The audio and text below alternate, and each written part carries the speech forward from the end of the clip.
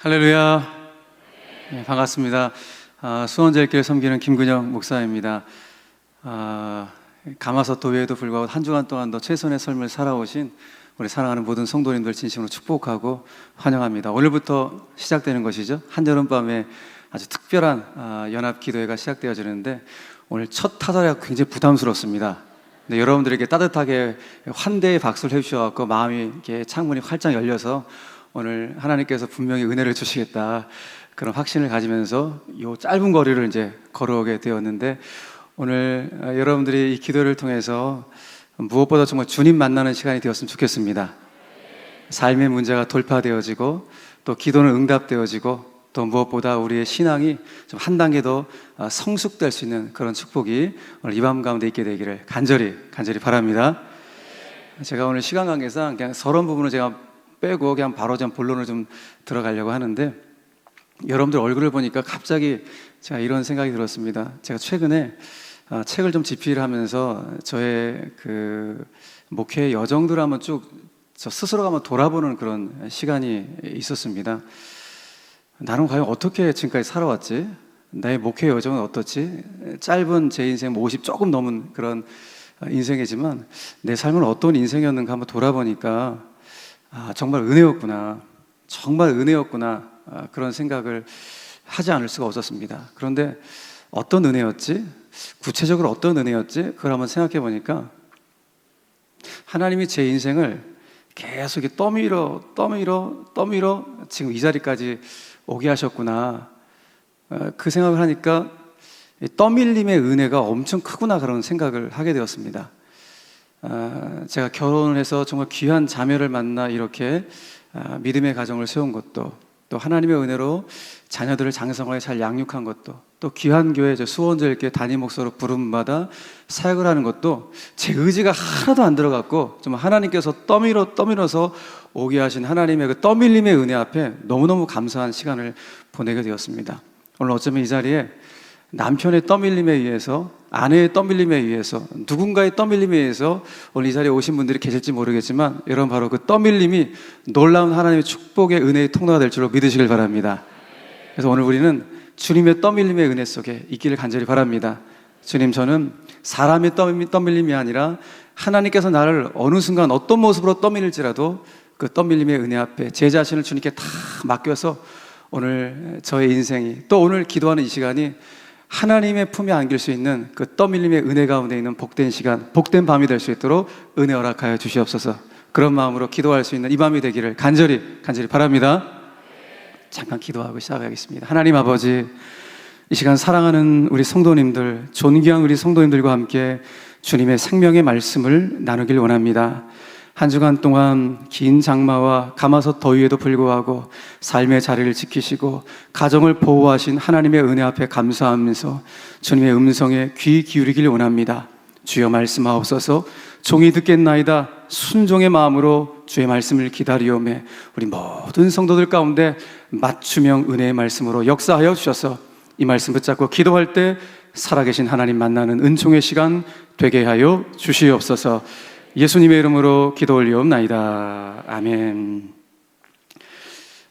여러분들은 팔복의 메시지를 보시면 어떤 마음이 좀 드십니까? 오늘 본문이 1절부터 4절 읽었는데 제가 시간이 되면 5절까지 여러분들하고 좀 말씀을 좀 나누려고 서론 부분을 좀 빼고 그냥 본론을 좀 바로 들어가게 되었습니다.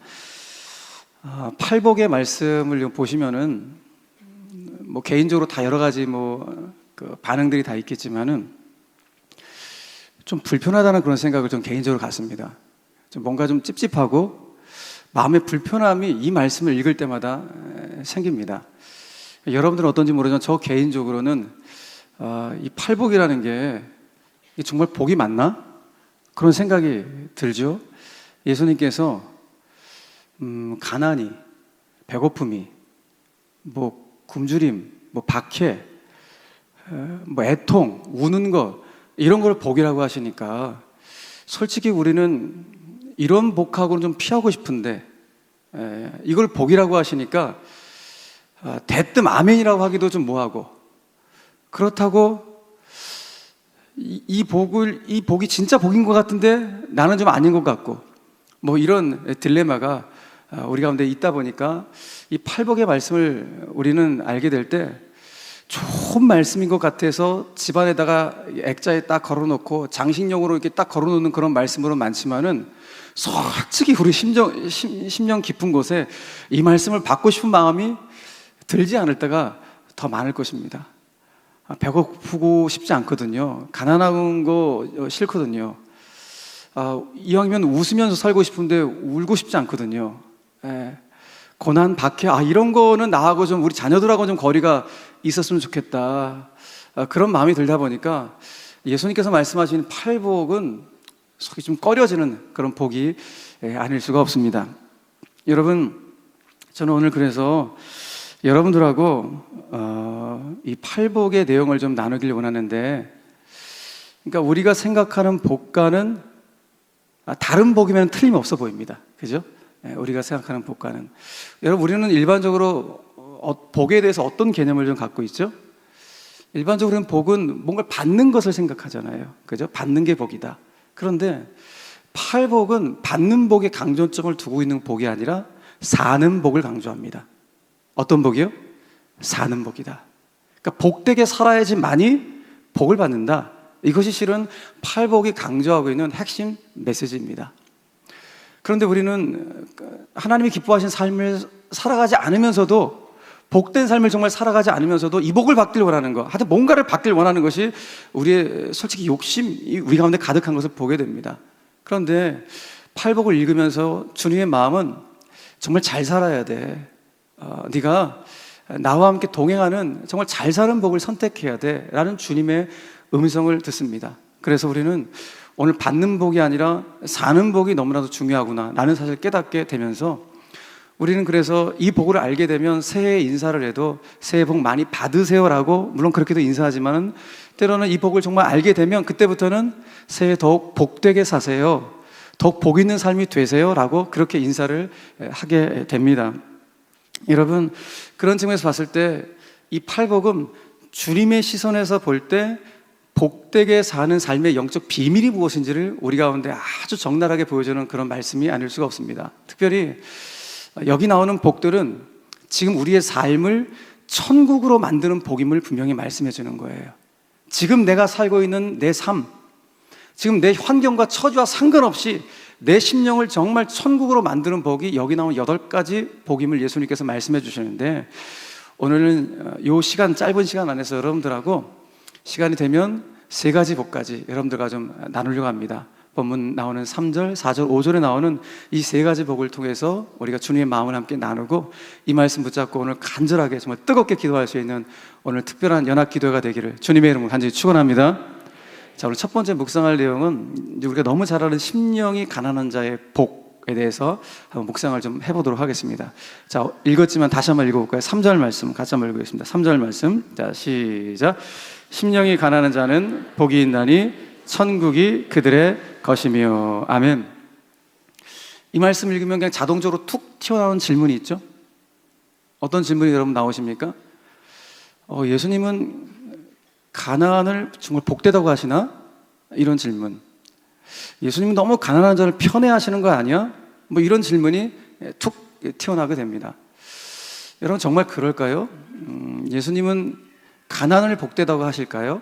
그 가난한 자만을 좀 편애하시는 분일까요? 전혀 그렇지 않습니다. 여러분, 예수님은 부를 죄악시한 적이 없으셨고 가난 자체를 복이라고 말씀하신 적도 없습니다. 그러니까 예수님께서 말씀하시는 것은 가난 자체가 복이 아니라 오늘 우리의 심령이 가난한 것이 복이다 라고 말씀하시는 것을 우리는 생각해 봐야 돼요. 자, 그렇다면 심령이 가난하다는 것은 도대체 뭘 말하는 것인가를 우리는 생각해 볼 수 있어야 됩니다. 심령이 가난하다. 신약 성경을 기록한 헬라어 단어에 보면은 이 가난한이라는 단어가 2가지가 써요. 죄송한데 제가 헬라어 단어 2가지 좀 소개할게요. 하나는 페니크로스라는 단어를 사용합니다. 페니크로스. 이 단어는 가난은 해요. 누가 봐도 저 사람 좀 가난한 것 같아요. 그런데 조금이라도 뭔가를 가지고 있는 가난의 상태.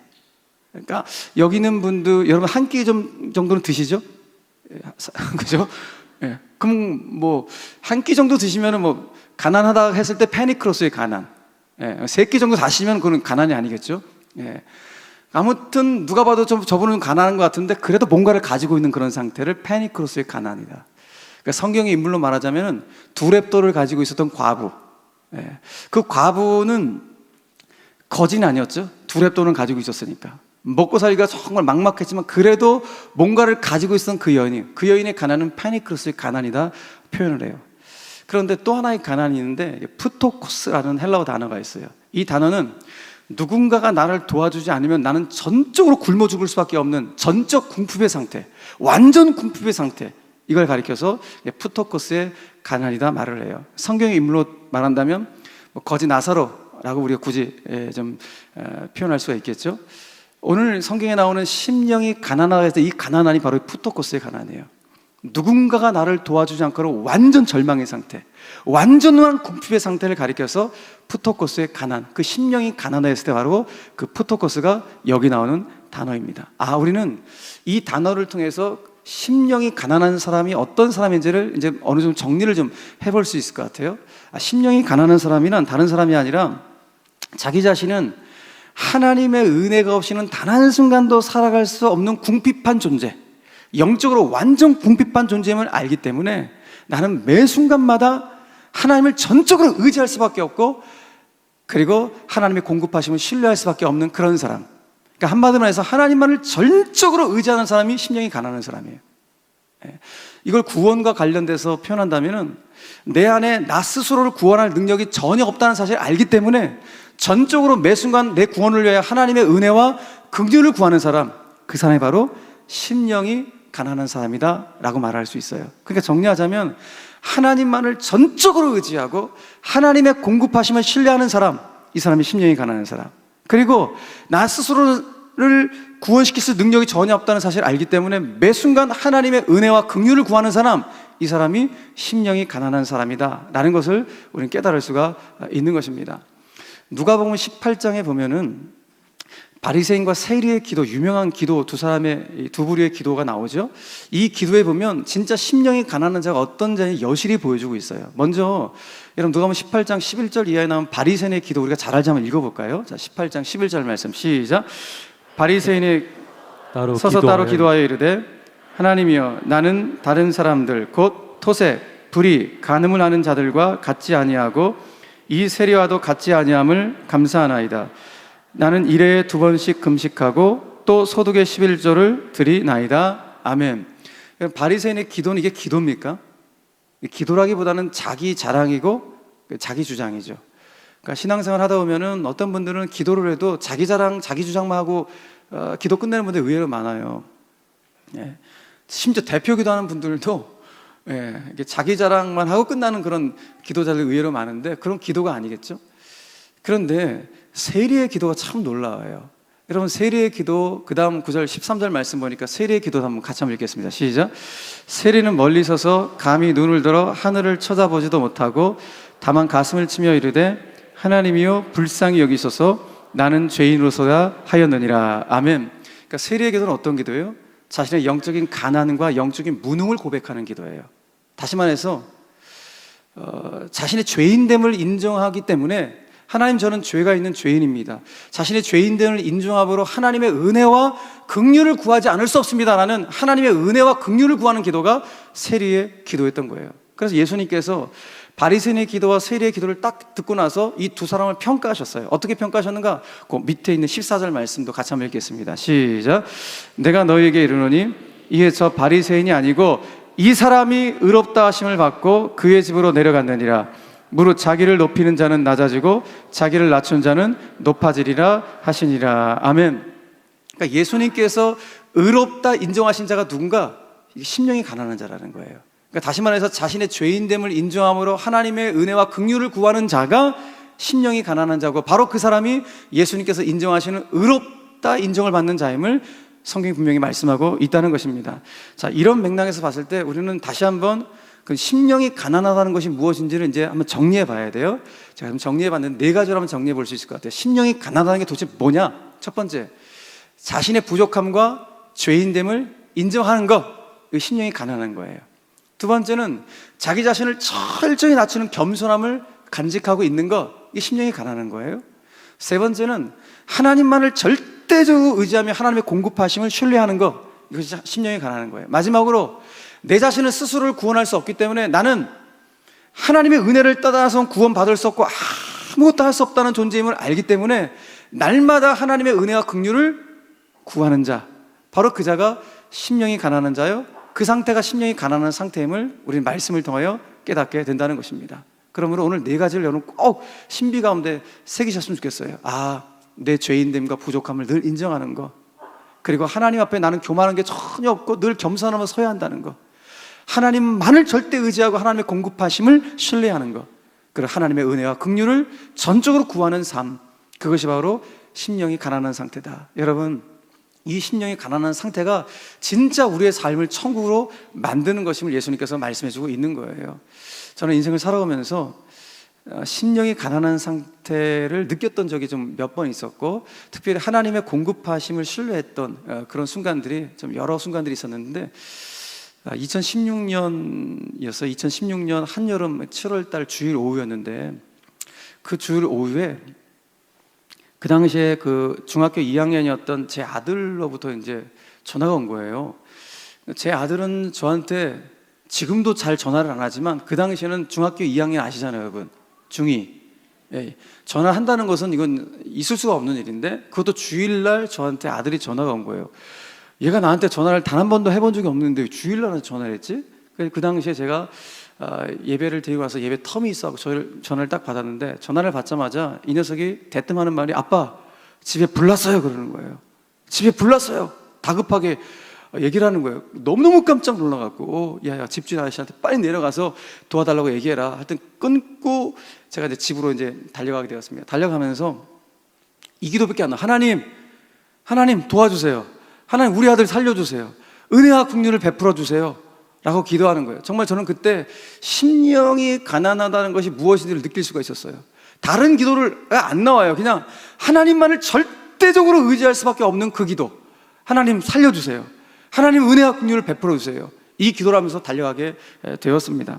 집에 도착하니까 전기 과부하로 인한 화재가 일어나게 된 거예요. 그런데 제 아들이 저한테 전화했을 때는 기특하게도 이 녀석이 어느 정도 이 불길을 잡아놓은 상태 속에서 저한테 전화를 하게 된 것입니다. 아들의 말을 들어보니까 정말이지 하나님의 은혜의 날개가 우리 아들을, 또 우리 집을 지켜주셨구나라는 사실을 절로 고백하지 않을 수 없는 그런 상황이었습니다. 왜냐하면 이 녀석이 잠을 자다가 중간에 깨어나서 불을 껐기 때문입니다. 그러니까 이 당시에 중학교 2년이던 제 아들이 축구 선수였거든요. 그러니까 축구 선수다 보니까 이제 주일날 중등부 예배를 드리고 집에 와서 에어컨을 켜고 잠을 잠깐 잔 다음에 훈련 가기 전에 이제 잠을 잠깐 자기 위해서 잠을 잔 거예요. 근데 이 녀석은 웬만한 알람 소리를 듣고는 안 일어나거든요. 정말 큰 알람 소리 몇 개를 틀어놔야지만 일어날 수 있는데, 이 녀석이 느낌상 뭔가 이상하다는 느낌을 받고 그냥 깨어나다 보니까 그 에어컨을 꽂아놨던 콘센트에 전기 과부하를 해서 불이 20cm가 올라온 그 장면을 보게 된 것입니다. 화들짝 놀란 것이죠. 너무 깜짝 놀라갖고 중학교 2학년이 어떡하면, 집에 아무도 없는데 얘가 어떡하다 너무 당황돼갖고 하는데, 갑자기 하나님께서 우리 아이 가운데 선생님 말씀을 생각나게 하신 것 같아요. 선생님이 중학교 2학년 때 학교에서 배운 거예요. 너희들 만약에 전기 과부하로 인한 화재가 집에서는 어디 나면은 절대 물 부으면 안 된다. 절대 물 부으면 안 되고 그럴 때는 공기를 차단해야 돼. 그런 말을 얼핏 들은 것 같아요. 그래서 얘가 공기 차단 이걸 생각하고서 공기를 차단하면 어떡하지? 이불을 덮자. 그러니까 장롱에서 이불을 꺼내갖고 덮어버렸어요. 덮어버렸는데 이게 불길이 워낙 세다 보니까 얇은 이불을 덮었거든요. 얇은 이불을 태워버린 거예요. 더 당황하죠. 불길은 더 핥으니까 안 되겠다 싶어서 두꺼운 겨울 이불을 꺼내갖고 덮어버린 다음에 불길이 어느 정도 잠잠해지니까 그때 분무기로 살짝 뿌린 다음에 불길을 어느 정도 잠잠케 한다는 거예요. 그리고 난 다음에 저한테 전화를 걸었던 거예요. 정말 가서 보니까 정말 큰일 날 뻔했던 거예요. 완전히 집안이 홀랄당 타버렸던 대화재가 했던 그런 순간이 아닐 수가 없었던 것입니다. 그래서 그날 저녁에, 주일 오후 저녁에 가족이 모여갖고 중학교 2학년 그리고 초등학교 했던 아이 데려놓고 감사 예배를 드린 거예요. 너무너무 감사한 것이죠. 감사 예배 다 끝난 다음에 그 불을 껐던 녀석이 이런 고백을 하는 거예요. 아빠, 하나님께서 저희 집을 보호해 주셔서 너무너무 감사해요. 하나님 정말 우리 가정을 사랑하시는 것 같아요. 아빠, 만약에 초등학교에 있던 이 녀석 자기 동생이 혼자 있었으면 어떡할 뻔했어요? 제가 혼자 여기 있어갖고 너무너무 감사해요. 이런 고백을 하는 거예요. 제가 그 고백을 듣고, 야, 우리 집에 불은 났지만 우리 아들한테 여호와의 불이 임했구나. 그런 생각이 들 정도로 은혜를 받았는데, 그런데 이제 불이 그 주일날 나고 그 다음날 월요일 아침이었습니다. 월요일 아침에 저희 아내한테 전화가 한 통이 온 거예요. 누구한테 전화 왔냐면 저한테 제자훈련을 받았던 한 집사님이 전화가 오신 거예요. 전화 요지는 뭐냐면 제가 7월달 생일이거든요. 근데 목사님한테 생일 선물을 택배로 보냈는데 자꾸 반송이 돼갖고 당신이 직접 생일 선물을 가지고 오겠다는 거예요. 아내가 그러시냐고 집 주소를 알려주고 저희 아내하고 제가 나가서 선물을 받았어요. 선물을 딱 받았는데 선물이 이불이에요. 그것도 얇은 이불과 두꺼운 이불이 있는 세트 이불을 딱 주시는데 그 이불을 받는 순간 제 아내하고 제가 온몸에 소름이 착 돋은 거예요. 우리는 알잖아요. 우리 아들이 뭘 덮었어요? 불 끌 때? 이불 덮은 거, 얇은 이불과 두꺼운 이불 덮은 거를 너무 잘 알기 때문에. 근데 순간 저는 야, 이게 택배로 먼저 와버렸으면 우리 아들이 선물 받은 거를 이불을 덮었겠구나.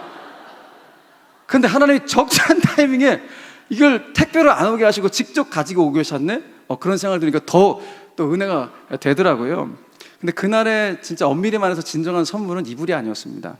진짜 선물은 그 이불을 통해서 보여주신 하나님의 역사하심이었어요. 어떤 역사하심인가?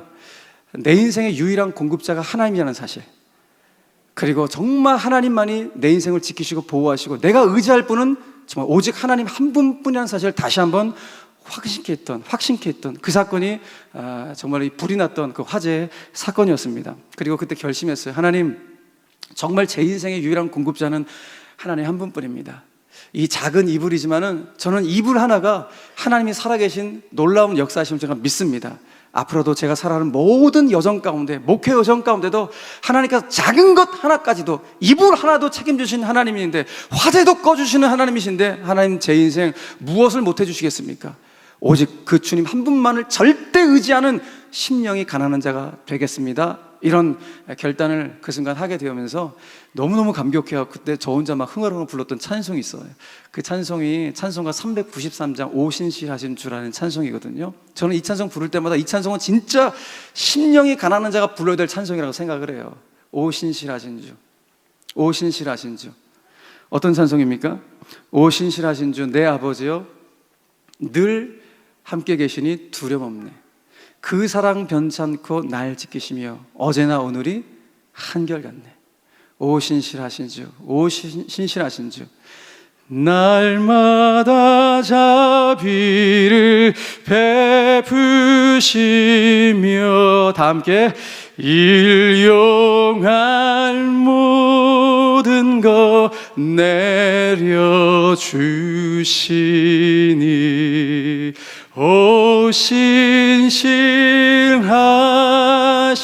주, 나의 구주.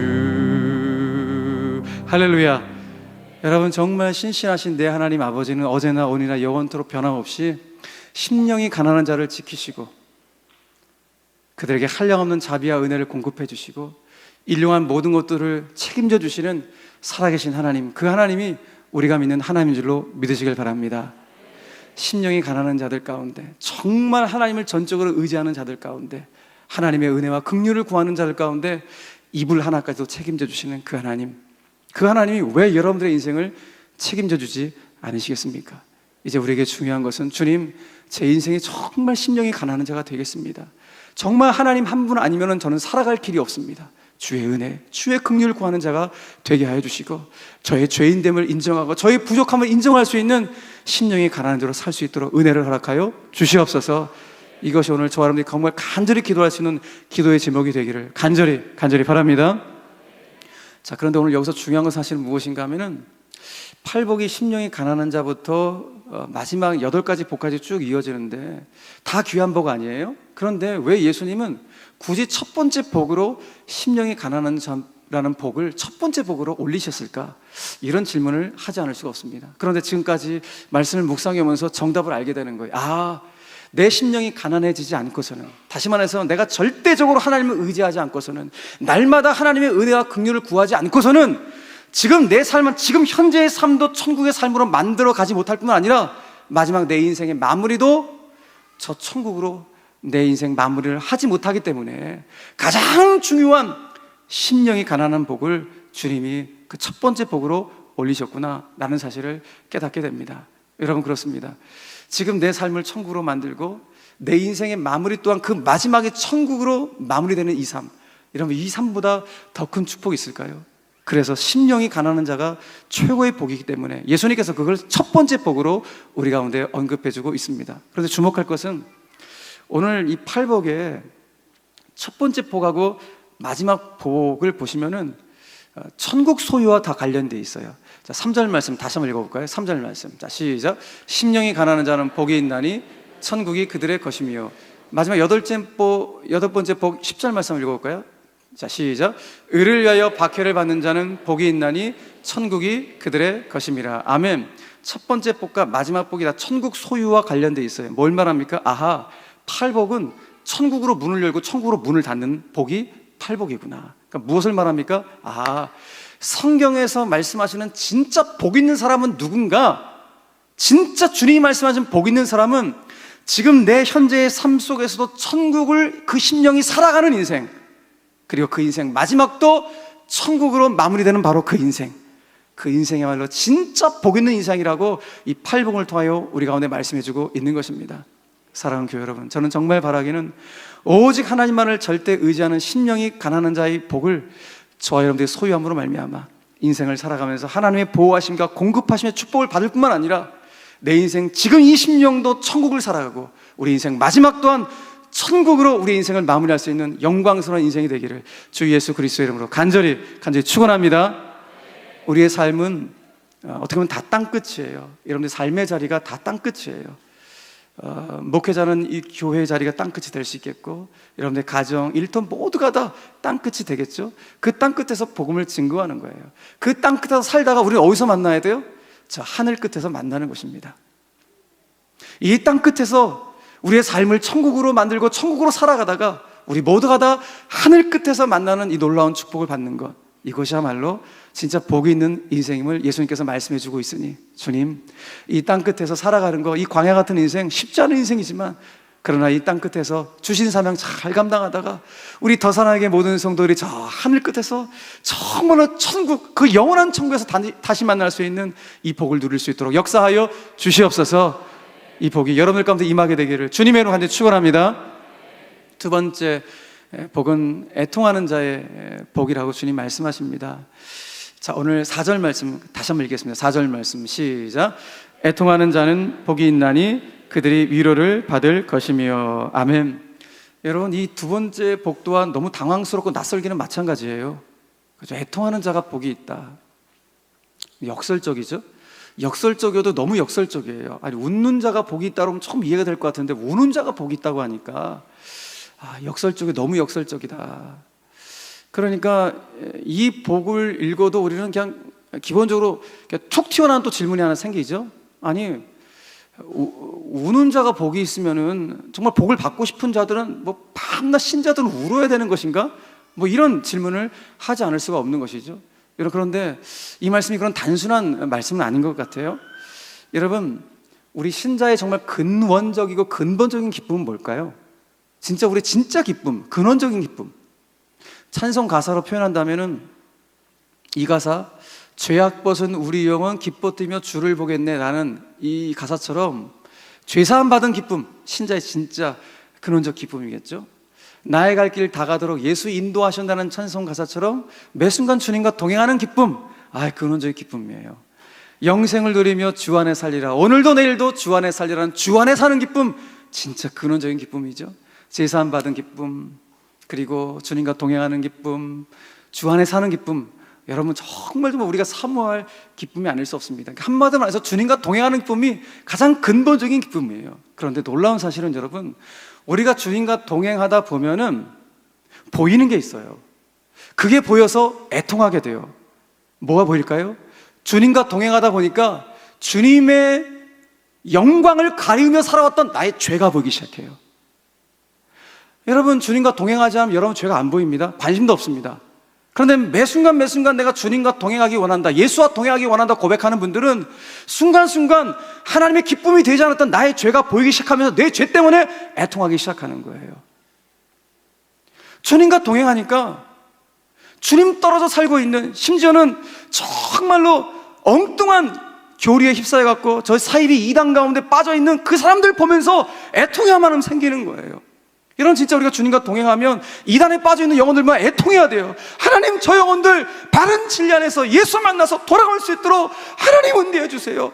애통하는 마음이 생기는 거예요. 누구한테? 주님과 동행하는 자들 가운데.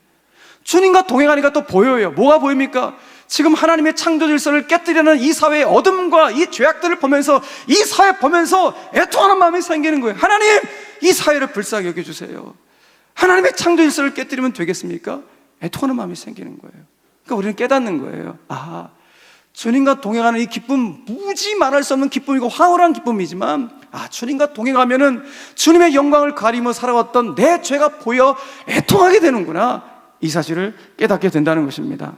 여러분, 이런 맥락에서 봤을 때 내 죄를 깨닫고 애통한다는 것은, 이건 엄청난 큰 복이 아닐 수가 없습니다.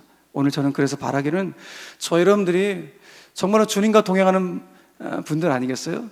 우리 모든 더산의 성도들은 주님과 동행하는 분들이니까, 주님과 동행하는 자들답게 오늘 이 밤 가운데 주께서 우리 가운데 죄를 보여주셔서 우리의 죄가 애통의 눈물로 터져나올 수 있는 이 밤이 되기를 간절히 바랍니다. 다윗은 하나님께서 정말 기뻐하시는, 원하시는 예배가 어떤 예배라고 했습니까? 죄를 자복하고 애통하는 예배가 하나님이 정말 기뻐하시는 예배라고 그가 고백했죠. 시편 51편에서 그의 고백을 같이 한번 읽어보겠습니다. 자, 시작. 하나님께서 구하시는 제사는 상한 심령이라.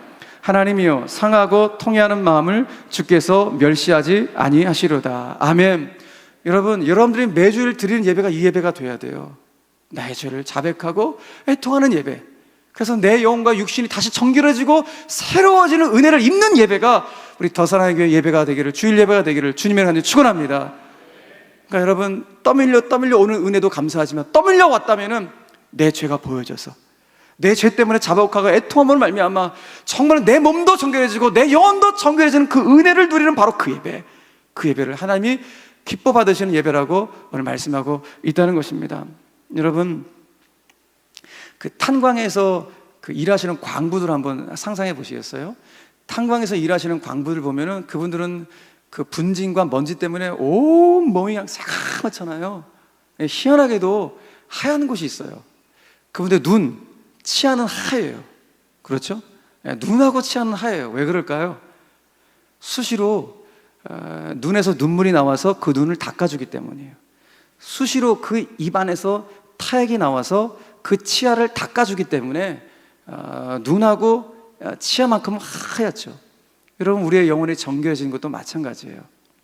수시로 눈물이 나오고 수시로 타액이 흘러나와서 깨끗하게 하듯이, 여러분, 우리의 영혼이 정결해지는 것도 우리의 죄 앞에서 수시로 자복하고 정말 애통의 눈물로 우리의 죄악이 씻겨나갈 때, 여러분, 우리의 영혼도 정결해지는 줄 믿으시길 바랍니다. 그 수시로 우리는 애통의 눈물을 흘려야 돼요. 주님, 나를 불쌍히 여겨주세요. 주님, 주님의 은혜와 조금만 떨어져도 죄악된 생각을 합니다. 주님의 은혜와 거리가 조금 멀어져도 저는 엉뚱한 생각을 하며 살아갑니다.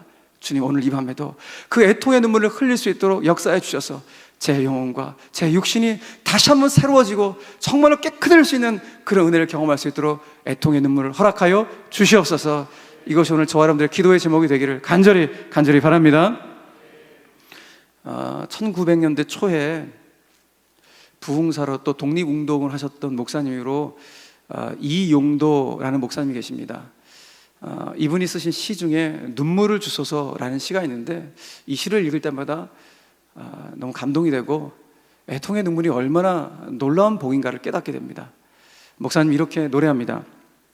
오늘의 우리는 눈물이 다 말랐습니다. 눈물 없는 곳에 못된 것들만 무성하여 있습니다. 눈물은 살균력이 있습니다. 원망, 불평, 이기 등은 전염병균과 같아서 자신을 죽이고 또 남의 가슴에 살촉을 박아 죽게 하는 악독한 병균입니다. 이 모든 균들은 눈물로서 죽일 수 있습니다. 동정의 눈물이 쏟아질 때, 뜨거운 사랑의 눈물이 쏟아질 때, 남을 원망하는 것이나 시기, 불평, 이기행위 등 모든 불선의 병균은 다 죽어버리고 맙니다. 그리고 따스하고 온유하고 미쁜 새 마음을 내어줍니다. 마치 상처에 소독을 한 후에 새살이 돋아 나오듯이. 사랑하는 성도 여러분, 오늘 이 밤 저 여러분들이 우리의 죄에 대한 애통의 눈물이 쏟아져 나옴으로 말미암아 오늘 이 신의 고백처럼 우리의 몸과 영혼이 다시금 정결해지고 우리의 영혼이 정말 영적인 새살이 돋아날 수 있는 그런 정결함의 은혜가 있는 이 밤이 되기를 주님의 이름으로 간절히 축원합니다. 그 눈물에 살균력이 있습니다. 그 눈물에 정결함의 역사가 나타납니다. 여러분, 오늘 주님은 우리에게 눈물을 흘리기를 원하십니다. 그런데 오늘 문제는 무엇인가 하면은 다시 한번 생각할 것은 첫 번째 복이 심령이 가난한 자고 두 번째 복이 애통하는 자의 복이에요. 그런데 이 애통은 심령이 가난한 것을 통하여 애통의 눈물이 터져 나왔다는 것이 이게 굉장히 중요해요. 심령이 가난해야지만이, 다시 말해서 하나님만을 절대적으로 의지해야지만이 애통의 눈물이 터져 나와요. 하나님을 의지하지 않는데 어떻게 애통의 눈물이 터져 나올 수가 있겠습니까? 그러므로 성도는 하나님을 절대적으로 의지하는 심령이 가난한 자이기 때문에 울어도 누가 앞에서 울어야 되는가? 하나님 앞에서 울어야 한다는 거예요. 사람 앞에서 우는 것이 아니라 정말 하나님 앞에서 우셔야 돼요. 사랑하는 성도 여러분, 오늘 이 밤 가운데 여러분들은 어떤 울음이 있으십니까? 요즘 여러분들은 어떤 일로 울음을 터뜨리셨습니까? 뭐 상황이 여러 다르시겠죠? 어떤 분들은 반복적인 죄를 짓는 것에 대해서 내가 왜 그러지 하면서 눈물을 흘리는 분들이 계실지 모르겠고, 또 이루지 못한 어떤 기도의 제목들, 소망 때문에 우는 분들도 계시겠고, 또 잃어버리는 무언가를 때문에 우는 분들, 또 사랑하는 사람의 죽음 때문에 울음을 터뜨리는 분들도 계실지 모르겠습니다. 또 어떤 분들은 억울한 일을 당해서, 또 쓰디쓴 실패를 당해서, 또 시련의 아픔을 당해서 육신의 질병이 너무 고통스러워서 아마 우는 분들도 계실지 모르겠습니다. 여러분, 그렇다면 오늘 이 밤에 예수님 앞에 나오셨으니까 마음껏 우십시오. 마음껏 우십시오. 눈물은 영혼의 부동액이라고 하더군요. 우리의 딱딱한 것을 딱딱하게 굳지 않도록 막아주는 영혼의 부동액이다. 그리고 눈물은 영혼의 해독제다라는 말을 합니다. 그러므로 오늘 우리는 하나님 앞에서 울어야 됩니다. 왜냐하면 하나님 앞에서 울 때 우리의 영혼의 도끼가 하나씩 빠져나오기 때문입니다. 하나님 앞에서 울 때 우리 영혼의 딱딱한 것들이 굳지 않기 때문입니다. 하나님 앞에서 울 때 우리 영혼이 진짜 하늘의 위로를 받기 때문에 하나님 앞에서 울어야 됩니다. 여러분, 잊지 마십시오. 우리가 하나님 앞에서 울게 될 때, 하나님 앞에서 애통함이야말로 그분의 개입과 그분의 위로와 그분의 축복을 경험하는 통로임을 믿으시길 바랍니다. 여러분, 그것을 안다면 이제 우리는 한 걸음 더 나아가서 고통받는 자들과 눈물로 연대할 수 있는 법도 배워야 됩니다. 나 혼자 눈물로 끝내버리는 것이 아니라 내 주변에 고통당하며 눈물 흘리는 분들과 같은 눈물로 연대할 수 있는 법을 배우는 것, 이것이 성숙한 그리스도인의 모습입니다. 마치 예수님께서 오빠의 죽음 때문에 눈물 흘리고 있었던 마르다와 마리아에게 다가가서 눈물로 연대했듯이, 또 예수님을 닮아가는 제자라면 예수님처럼 누군가와 눈물로 연대할 수 있어야 됩니다. 여러분, 더 사랑의 교회도 환우들이 많이 계시겠죠? 여러분들이 환우분들과 뭘로 그분들을 도와줄 수가 있겠습니까? 다른 거 아닙니다. 뭐 의사분들이 계시면 치료를 통해서 도와줄 수 있겠지만은 다른 성도들 도와줄 거 아무것도 없습니다. 다만 눈물의 연대를 통하여 그분들을 도와주는 것입니다. 삶의 어려움을 겪고 있는 성도들은 무엇으로 도와주겠습니까? 눈물의 중보의 기도의 연대를 통하여서 그들을 도와줄 수 있는 것입니다. 바로 이것이 성숙한 그리스도인의 모습임을 이 팔복을 통해서도 우리는 깨닫게 됩니다. 여러분, 그러므로 애통의 눈물은 눈물을 흘리는 거 나 피하고 싶은데 이건 피할 것이 아니라 정말 배워야 될 것임을, 이 애통의 눈물은 정말 예수님 안에서 내가 배워야 되는 것이구나 라는 것을 깨닫게 됩니다. 여러분, 그래서 다윗은 심지어 주님, 제 눈물을 당신의 병에 좀 담아주세요, 애통의 눈물을 주의 병에 좀 담아달라고 고백할 정도입니다. 시편 56편 다윗의 고백을 한번 읽어볼까요? 자, 56편 시작. 나의 눈물을 주의 병에 담으소서. 아멘. 여러분, 애통의 눈물이 무가치한 것이라면 왜 다윗이 주님, 제 눈물을 좀 병에 좀 담아주세요 라고 고백했겠습니까? 그게 정말 가치 있는 것이기 때문에 그래요. 하나님, 이 눈물을 좀 담아주세요. 그러니까 다윗은 알았던 거예요. 아하, 하나님의 마음이 녹을 때가 언제인가? 하나님의 성도들의 애통의 눈물을 받으실 때 하나님의 마음은 녹으시는구나, 다윗은 알았던 거예요. 그래서 하나님 앞에서 눈물을 흘립니다. 애통의 눈물을 흘립니다. 주님, 이 간음의 죄, 이 더러운 죄를 하나님 용서해 주세요. 이 살인했던 죄를 용서해 주세요. 하나님 앞에 간절히 기도하는 그 애통의 눈물을 흘렸던 다윗의 모습을 주님 불쌍히 여기시면서 놀라운 인생으로 다시 한번 회복되는 것을 우린 보게 됩니다. 여러분, 그런 차원에서 오늘 이 밤 가운데 자녀들을 위해서 기도하신 분들 계시겠죠? 오늘 주님은 자녀들을 위해서 흘리시는 어머님의 애통의 눈물을 결코 외면하지 않으십니다. 자녀들을 위하여 기도하시는 어머니의 애통의 눈물은 여러분 반드시 응답될 줄로 믿으시길 바랍니다. 그 애통의 눈물 때문에 우리 자녀들 격가지로 잠시 갈지라도 다시 돌아오는 은혜가 있게 될 줄로 믿으시길 바랍니다. 여러분, 그러므로 오늘 저와 여러분들이 애통의 눈물은 피해야 할 것이 아니라 반드시 배워야 할 것임을 여러분 믿으시고, 애통의 눈물로 저와 여러분들의 몸과 영혼이 정결해질 뿐 아니라 애통의 눈물로 우리가 또 다른 누군가와도, 고통받는 자와도 눈물로 연대해 갈 수 있는 성숙한 그리스도인이 되시기를 주 예수 그리스도 이름으로 간절히 축원합니다. 마지막 세 번째로 온유한 자의 복에 대해서 한번 이 밤에 묵상하고 말씀을 좀 정리하고자 합니다. 자, 마지막 5절 말씀을 같이 한번 읽어볼까요? 5절 말씀 시작. 온유한 자는 복이 있나니 그들이 땅을 기업으로 받을 것이며. 아멘. 온유라는 성품 너무 잘 알고 있죠. 따뜻할 온자에다 부드러울 유자를 사용하기 때문에 글자 그대로 따뜻하고 온유한, 온순한 성품을 가리켜서 온유다라고 이야기합니다. 이게 일반적으로 온유에 대한 정의죠.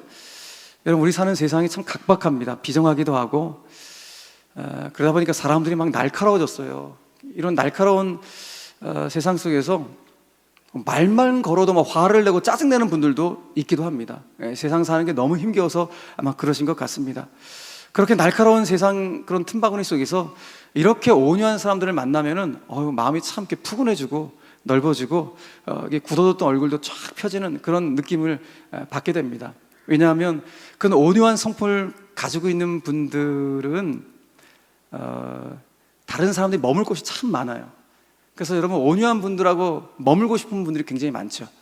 그분들은 다른 사람들을 수용할 수 있는 머물 공간이 너무 많기 때문에 그렇습니다. 그리고 그분들의 얼굴은 마치 그 초가지 위에 떠 있는 그 둥근 그 달처럼 이렇게 순진한 미소, 순박한 미소를 늘 띠고 있어서 그분과 함께 있으면 잃어버렸던 영혼의 미소도 회복하게 되고, 그 무거웠던 마음도 한결 편안해진 듯한 그런 느낌을 그 온유한 성품을 만나는 분들과 경험하게 됩니다.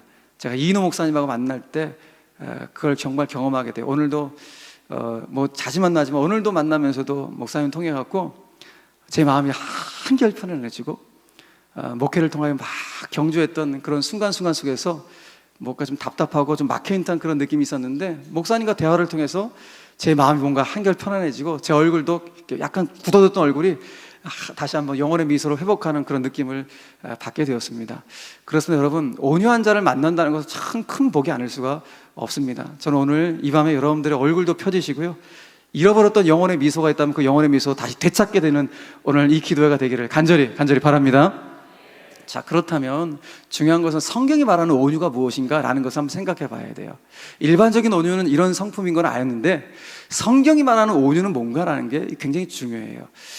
제가 헬라어 단어 하나 더 쓰려고 하는데요, 이 온유로 번역된 이 헬라어 단어가 있는데, 이게 프라우스라는 단어를 쓰는데, 이 단어의 뜻이 무엇인가 하면은 주인에 의해 길들여진 짐승이라는 뜻을 가지고 있어요. 그러니까 온유의 어원의 뜻이 뭐라고요?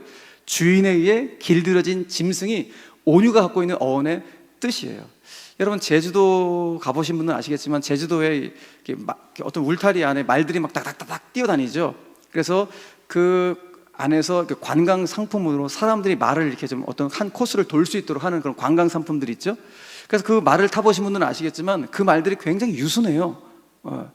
그런데 그 말들이 원래는 유순한 말들이 아니었습니다. 원래는 자기 기분 내키는 대로 막 뛰어다니던 야생마들이었는데, 그 야생마들을 조련사가 이제 잘 조련해서 길들인 것이죠. 바로 그것을 가리켜서 성경에서는 프라우스다, 온유다라고 말을 하고 있다는 것입니다.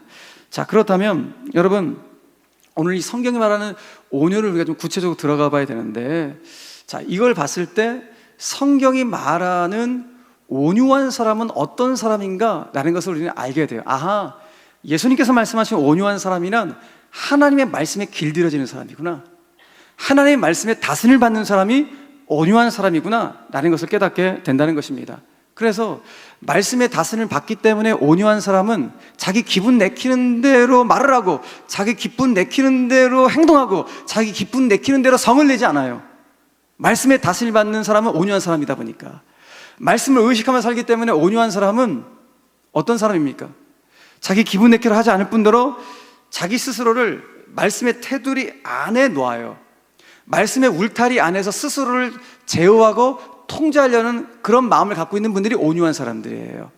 그래서 온유한 분들이 성경을 딱 읽으면은, 아, 예수님께서 이런 말씀 주셨구나. 그래, 이런 행동은 하나님 말씀이 하지 말라고 했으니까 내 행동을 제어해야 돼. 아, 이런 말은 하지 말라고 했구나. 아, 내 혀를 제어해야 돼 라면서 스스로를 말씀의 테두리 안에 놓고 스스로를 제어하고 통제하는 사람, 그런 사람을 가리켜 성경은 온유한 사람이다 라고 말을 하고 있다는 것입니다. 자, 이런 찬스 봤을 때 온유함이라고 하는 것은 제어되고 통제되는 힘이라고도 우리는 말을 할 수가 있을 것 같습니다. 여러분 아시죠?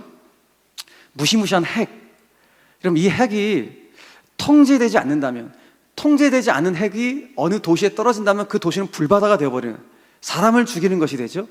그런데 통제된 핵은 어떻습니까? 사람들 가운데 전력을 공급해서 도시가 살아날 수 있도록 만들어주는 것이 제어되고 통제된 핵의 기능입니다. 사람도 마찬가지예요.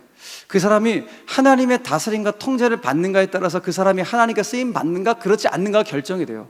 그도 그럴 것이, 하나님이 어떤 사람을 사용하시기 위해서는 그 사람을 사용하시기 전에 먼저 그 사람을 당신의 말씀으로 다스리려고 하세요.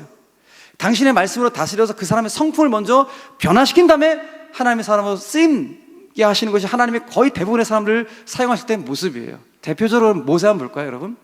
우리가 잘 아는 모세를 성경이 어떻게 평가하는지 한번 보세요. 야, 민수기 12장 3절 말씀 같이 한번 읽겠습니다. 시작. 이 사람 모세는 온유함이 지면의 모든 사람보다 더하더라. 아멘. 무슨 말입니까? 지금까지 지구 역사상 모세만큼 온유한 사람이 없었다는 거예요. 어마어마한 평가를 받고 있는 사람이 모세입니다, 여러분. 근데 여러분, 우리 모세 너무 잘 알고 있잖아요. 젊은 날의 모세가 그런 사람이었어요? 젊은 날의 모세는 자기 혈기와 분노를 참지 못해 그 폭발시켰던 불같은 사람이 모세예요. 심지어 자기하고 마음 맞지 않는 사람을 쳐 죽여갖고 모래 속에 매장시켰던 그런 살인자가 모세라고요. 그런데 모세를 가리켜서 이 지면에, 이 지구상에 모세와처럼 온유한 사람이 없었다라고 성경이 평가하고 있으니 이게 어떻게 된 노릇인가? 우리는 질문하지 않을 수가 없죠. 그런데 40년까지 젊었을 때의 모세의 모습은 그렇게 폭발적이고 혈기왕성했고 자기를 다스리지 못했다는 모습이었지만은 주님이 모세를 사용하신 이후부터는 모세가 진짜 온유한 사람으로 변해야 되는 거예요. 그러니까 하나님이 모세를 사용하시기 위해서 모세를 광야로 내몹니다. 미디안 광야로 40년 동안 내몰았죠. 목적이 무엇입니까? 그 광야 훈련을 통해서 모세를 당신의 말씀의 다스림과 통제를 받게 하기 위해서. 놀라운 사실은 그 광야에서 모세가 하나님의 말씀의 다스림과 통제를 받음으로 말미암아 그 다스림 속에서 모세 안에는 도끼가 하나씩 빠져나오기 시작하므로 그가 하나님의 다스림 안에서 온유한 성품으로 그의 성품이 다듬어져가는 모습을 보게 돼요. 그래서 그가, 여러분, 모세가 수백만 명의 이스라엘 백성들을 이끈 민족의 지도자 아니에요? 그가 무슨 탁월한 뭐가 있었습니까? 아니에요. 혈기밖에 없었고 분노밖에 없었던 사람이에요. 그런데 그가 수백만 명의 이스라엘 백성을 이끌었었던 지도의 능력이 무엇인가? 다른 게 아니라는 거예요. 하나님 말씀의 다스림을 통해 변화되었던 바로 그 온유의 성품 때문에 이 백성들을 이끈 민족의 지도자가 되었다고 성경은 말씀하는 거예요. 근데 한번 생각해 보세요, 여러분. 여러분, 수백만 명을 이끄는 민족의 지도자니까 그 카리스마가 어느 정도일까요? 우리가 기본적으로 생각하는 건 엄청난 카리스마가 있었겠다라고 생각을 해요. 그래서 성경은 모세의 카리스마는 우리가 생각하는 그런 카리스마가 아니라 온유함의 리더십이다. 온유함의 리더십으로 이 백성들을 이끌었다고 성경이 말씀하는 거예요. 그러니까 보십시오, 여러분. 카리스마와 온유함, 이게 어울려요? 뭔가 좀 어울리지 않는 어색한 단어의 조합이죠. 카리스마와 온유함. 근데 우리는 이거 깨닫는 거예요. 아하, 진정한 카리스마는 온유함에서 나오는 것이구나. 진짜 카리스마는 반드시 온유함으로 발동되는 것, 이것이 하나님 우리 가운데 주시는 카리스마구나 라는 것을 깨닫게 됩니다. 그러면 우리는 알게 되죠. 아하, 온유함은 우리가 익히 아는 것처럼 연약함이 아니구나. 영어로 표현하면 meekness는 weakness가 아니구나 라는 것을 알게 돼요. 우린 미리 짐작하죠. 아이고, 저 온유한 사람은 저거 이래도 흥 저래도 흥, 좀 마음 약해갖고 저 사람이 이렇게 하자면 이렇게 하고 저 사람이 이렇게 하면 이렇게 하는 우유부단한 사람이 온유한 사람일 거야 라고 생각하는데 천만의 말씀이라는 거예요. 성경에 말하는 진짜 온유한 사람은 하나님의 말씀에 다스림을 받기 때문에 진리 안에서 견고한 사람이라는 거예요. 그 영적 카리스마가 정말 강한 사람이 바로 온유한 사람이라고 오늘 모세를 통하여 또 예수님 말씀을 통하여 우리 가운데 보여주고 있는 것입니다. 오늘 그러므로 오늘 저와 여러분도 기도하세요. 하나님, 저도 오늘 주님의 말씀의 다스림을 정말 받아서 제 성품 아시죠 주님? 저도 못돼 먹었는데 하나님, 제 성품과 기질이 정말 주님 안에서 잘 다듬어져서 시대 앞에 모세와 같은 온유의 리더십으로 쓰임받을 수 있도록 하나님 저를 붙잡아 주시옵소서. 이것이 오늘 저와 여러분들 기도의 제목이 되길 간절히 바랍니다. 자, 그런데 오늘 마지막으로 살펴볼 것이 무엇인가 하면 이해가 안 되는데 오늘 주님이 온유한 자가 받을 복이 뭐라는 거예요? 땅을 기업으로 주시겠다고 말씀하시는 거예요. 이 복을 보면서도 아마 비웃는 분들이 계실 거예요. 예수님 말씀 앞에 땅을 주신다고? 온유한 자 가운데? 그럼 비웃는 분들은 이런 생각할 거예요. 아니, 눈 감으면 코 베어가는 이런 비장한 세상 속에서 온유한 자한테 땅을 주신다고요? 복부인한테 주신다면 말을 할까? 내가 이해될까? 복부인이 땅을 차지한다면 이해될까? 아니, 무슨 온유한 자가 땅을, 그것도 기업으로, 예수님 현실 물정을 몰라도 너무 모르신 거 아닌가? 이런 생각을 갖게 될지 모르겠어요. 근데 우리가 왜 그런 생각을 갖습니까, 여러분? 우리는 기본적으로 땅을 뭘로 생각해요? 부동산으로만 생각하니까. 아파트로 생각하니까 아파트, 땅, 이걸 주신다고? 온유함을 사모해야겠다, 이렇게 우리는 생각해요. 근데 주님이 말씀하시는 그 땅은 그 부동산이 아니라는 거예요. 그래서 오늘 예수님께서 말씀하시는 땅의 복이 도대체 뭔지를 봐야 돼요. 물론 예수님이 우리 가운데 주시고자 하는 땅의 복 안에 물질적인 복도 포함되어 있어요. 이걸 무시하는 건 아니에요. 물질적인 복도 분명히 포함되어 있어요. 그런데 예수님이 정말 우리 가운데 주기를 원하시는 본질적인 땅의 복이 무엇인가? 말 그대로 약속의 땅의 복이에요. 하나님 나라에 대한 약속의 복이에요. 믿으시길 바랍니다. 이 복이에요, 이 복. 약속의 땅에 대한 복. 하나님 나라를 우리 가운데 주시겠다는 이 복. 이것이 바로 온유한 자 가운데 임한다는 거예요. 그러니까 뒤집어 말하면은 약속의 땅 하나님 나라에 들어가는 자는 누군가? 하나님의 다스림 가운데 있는 온유한 자가 그 약속의 땅 하나님 나라에 들어간다는 거예요. 그렇죠. 내 코끝에 호흡이 끊어지는 그 순간까지 하나님의 말씀의 다스림을 받아야지만이 그 나라 들어가겠죠. 그러니까 여러분, 온유한 자는 하나님의 다스림을 끝까지 받는 사람이니까 누구의 마음을 얻겠어요? 하나님의 마음을 얻는 사람이 온유한 사람이에요. 또 뒤집어 생각해보면 온유한 사람 보세요, 여러분. 그 약속의 땅 하나님 나라를 소망하는 사람은 어떤 사람인가? 그 나라 갈 때까지, 그 약속의 나라에 갈 때까지 이 땅에 살아가면서 지금 내 주변에 있는 연약한 자들, 외로운 자들, 또 소외된 자들, 그들의 설당이 되어주는 사람들, 고통받는 자들, 연약한 자들의 기대의 언덕과 설당이 되어지길 소망하는 자들, 그들이 바로 그 약속의 땅을 소망하는 자들이다. 하나님 나라를 소망하는 자들이다. 그러나 여러분, 이 땅 가운데 그 나라 갈 때까지 연약한 자들을 위해서 기대의 언덕이 되어줘 그들의 설당이 되어주는 사람들은 누구의 마음을 얻겠어요? 사람의 마음을 얻는 것이죠. 야, 우리 여기서 깨닫는 거예요. 예수님께서 우리 가운데 주길 원하시는 그 땅의 복은 저 하나님 나라의 약속인데, 더 구체적으로 들어가면은 하나님의 마음과 사람의 마음을 다 얻는 복이 예수님께서 우리 가운데 주시고자 하는 땅의 복이구나 라는 깨닫게 하는 거예요. 믿으시길 바랍니다, 여러분. 최고의 축복이에요. 여러분, 하나님의 마음과 사람의 마음을 다 얻는 사람, 여러분, 뭐가 더 필요합니까? 하나님의 마음과 사람의 마음을 다 얻는데, 여러분, 오늘 그러므로 기도하셔요. 하나님, 제가 다른 어떤 복보다도 이 복, 온유한 자가 받는 하나님의 마음과 사람의 마음을 다 얻는 이 복을 반드시 가질 수 있도록 제 마음 가운데 하나님의 다스림을 받는 온유의 복을 허락하여 주시옵소서. 여러분, 이런 자들이 세상을 훈훈하게 만드는 거 아니겠습니까? 7월 7일이었어요. 2주 전에 제 생일이었는데요. 제 7월 7일 날 한 10시 40분경, 오후 밤 10시 40분경 서울 지하철 교통 그 지하철 안에서 있었던 일입니다. 여러분 아마 뉴스를 보셨을 텐데, 한 취객이 먹은 거를 다 그냥 토사물을 자기 의자에다 다 쏟아 부어버린 거예요. 양이 어마어마했어요. 그 악취가 이루 말할 수가 없는 것이에요. 눈이 찡그러지고 사람을 불쾌하게 하는. 근데 이 양반이 그걸 자기가 쳐야 되는데 그냥 가버린 거예요. 그러니까 여러분, 그 지하철 안이 얼마나 악취가 진동했겠습니까? 근데 그 토사물이 있었던 바로 그 건너편에 한 그 자매가 앉아 있었어요. 근데 그걸 보고 인상이 찌푸러지는 거예요. 그런데 그 토사물 양이 이 엄두가 나지 않는 거예요. 너무 많아갖고 어떻게 할 수가 없으니까 모르겠다 하고 아마 그냥 눈을 감고 이렇게 있었던 것 같아요, 그분께서. 근데 눈을 감고 떴는데 이 청년이 여기 딱 있는 거예요. 한 청년이 다가와서 그 토사물을 휴지로 다 치우고, 그리고 그 앉은 자리를 그 물수건으로 막 박박 긁으면서 깨끗하게 치우고 있는 장면을 보게 되고, 다 치운 다음에 또 승객이 타서 그 자리에 앉으려니까 이 자리에 앉지 마세요, 여기 좀 냄새가 나니까 하면서 사람들을 다른 자리에 앉게 하고 본인이 그 자리에 계속 앉아있는 그 모습에 너무 감동을 받아갖고 그걸 SNS에 올려서 이제 이 사건이 알려지게 된 것입니다. 그래서 아마 이 자매가 그날 하루 종일 굉장히 짜증나고 힘든 일이 굉장히 많았던 것 같아요. 그런데 그 청년의 아름다운 향기 나는 모습을 보고 정 마음이 너무 훈훈해져 갖고 하루 동안 있었던 모든 그 고난들, 그 아픔들, 짜증났던 모든 것들이 한순간에 다 씻겨 내려갔다라고 하는 그 고백을 하면서 기사를 올렸어요.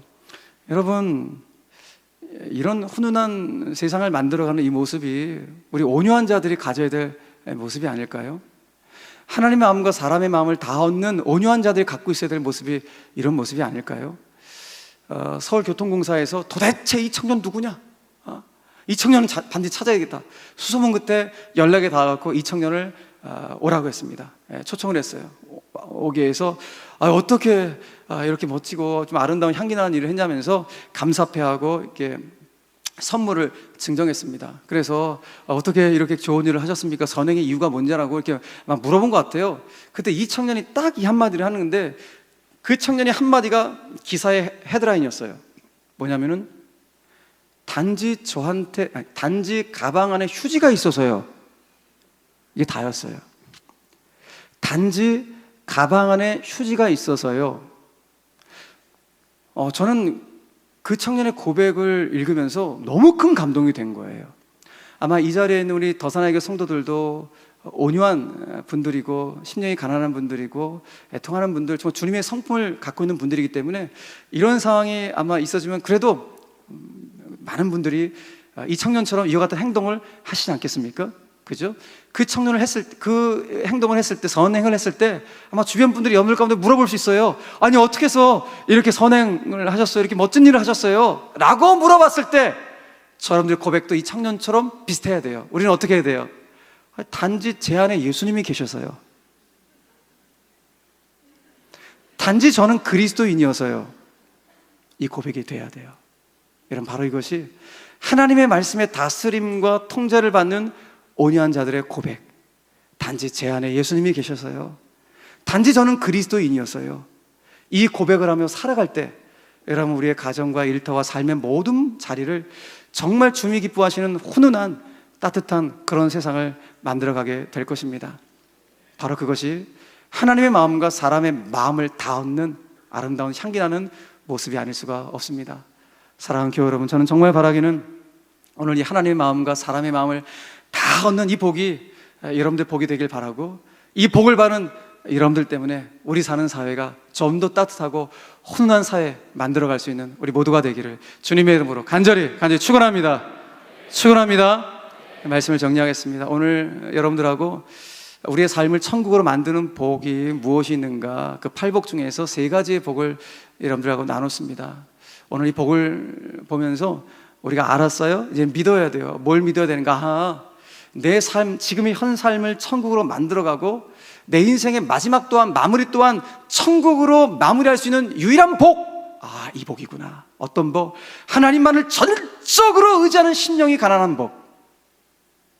그리고 누군가와 함께 고통의 눈물을, 애통의 눈물을 흘리고 내 몸과 영혼을 정결하게 하는 애통하는 자의 복. 그리고 무엇보다도 하나님의 마음과 사람의 마음을 다 얻는 바로 이 온유한 자의 복이 지금 내 삶을 천국으로 만들 뿐만 아니라 내 마지막 가도로 천국으로 내 인생을 끝마무리 지는 놀라운 복임을 여러분 믿으시고 이 복을 사모할 수 있는 우리 모든 성도들 되기를 주님의 이름으로 간절히 축원합니다.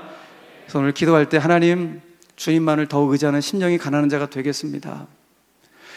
죄가 보여지는, 그래서 애통의 눈물을 터뜨릴 수 있는 그 누군가와 함께 이 애통의 눈물을 함께 연대할 수 있는 그 불쌍한 마음을 저에게 허락하여 주시고, 무엇보다도 하나님의 마음과 사람의 마음을 다 얻을 수 있는 이 놀라운 축복을 받을 수 있는 제 인생 될 수 있도록 역사하여 주시옵소서.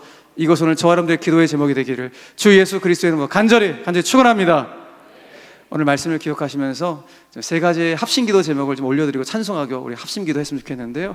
첫 번째 우리 기도의 제목을 주 앞에 우리 간절한 마음으로 한번 올려드리겠습니다. 첫 번째 기도의 제목 올려드릴까요? 자, 시작. 하나님만을 전적으로 의지하는 심령이 가난한 자가 되게 하사 현재의 삶에서도 천국을 살아가며 인생 마지막 또한 천국으로 마무리되게 하옵소서. 아멘. 여러분 이 복을 꼭 받으시길 바랍니다. 두 번째 기도의 제목도 저 앞에 올려드립시다. 시작. 애통은 피할 것이 아니라 배워할 것임을 알게 하사 나의 죄악들이 애통의 눈물로 씻겨나가고 고통받는 자와도 눈물로 연대하게 하옵소서. 아멘. 그런 성숙한 그리스도인이 저와 여러분이 되었으면 좋겠습니다. 마지막 세 번째 기도의 제목도 올려드리겠습니다. 시작. 하나님의 마음과 사람의 마음을 다 얻는 온유의 복을 허락하사 온유한 우리들로 인해 우리 사는 세상이 좀 더 따뜻하고 훈훈해지게 하옵소서. 아멘. 이 기도의 제목을 가슴속에 신비 가운데 착 새기시면서 오늘 믿음과 삶이 동떨어졌다면 하나님 믿음과 삶이 일치할 수 있는 정말 복된 인생 될 수 있도록 붙잡아 달라고 이 찬송 부르시면서 기도의 자리로 나아가도록 하겠습니다. 믿음과 삶을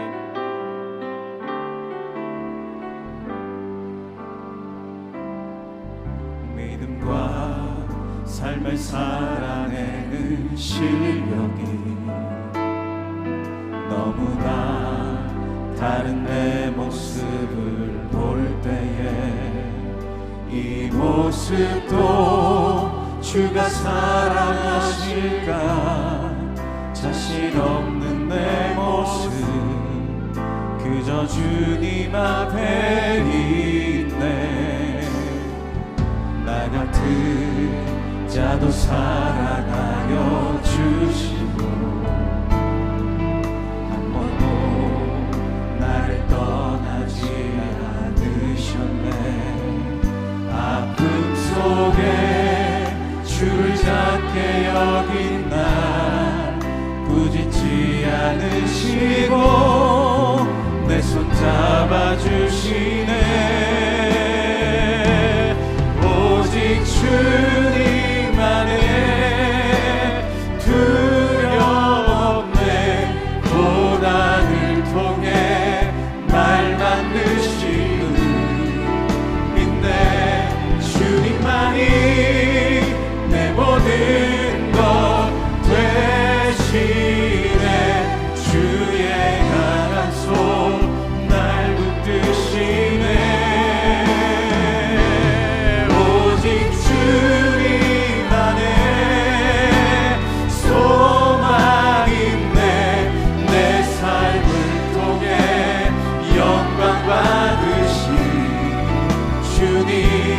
주님만이 내 모든 것 되시네. 주의 선하심 다시 한번 고백하며 나갑시다. 오직 주님 안에 오직 주님 안에 두려움에 고난을 통해 날 만드시는 믿네. 주님만이 내 모든 것 되시네. 주의 강한 손 날 붙드시네. 오직 주님 안에